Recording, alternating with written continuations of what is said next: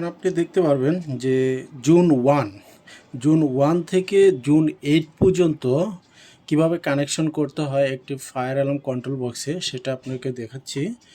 এখানে এখানে দেখেন জুন 1-এ প্লাস মাইনাস, জুন 2-তে প্লাস মাইনাস, এভাবে করে জুন 8 পর্যন্ত আছে ফায়ার কন্ট্রোল প্যানেলে।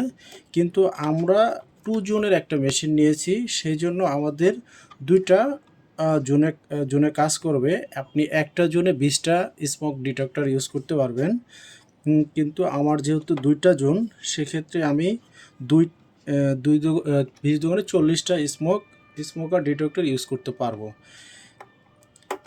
এখানে প্রথম যে জোনটা, এই জোনটাতে প্লাস এবং মাইনাস কানেকশন করতেছি, আপনি দেখতে পাচ্ছেন।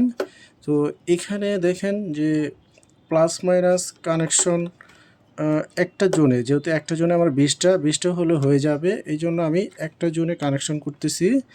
আরেকটা জোনকে আমি ক্যাপাসিটর দিয়ে শর্ট করে দিছি, যেটা হচ্ছে যে ওই জোনটা যদি আপনি শর্ট না করেন, সেক্ষেত্রে আপনার স্মোকার ডিটেক্টর থেকে অ্যালার্ম আসতে থাকবে, জুন 2-এর একটা অ্যালার্ম আসতে থাকবে।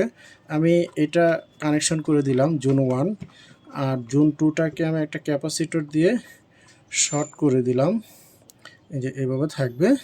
এটা হচ্ছে আমার জুন 1 এবং জুন 2। যেহেতু আমি দুইটা জোনের মেশিন নিয়েছি, এই জন্য এই জোনটাকে শর্ট করে দিয়ে এই জোনটা থেকে আমি 20টা স্মোক ডিটেক্টর, দুইটা সাউন্ডার কানেকশন করতে পারবো।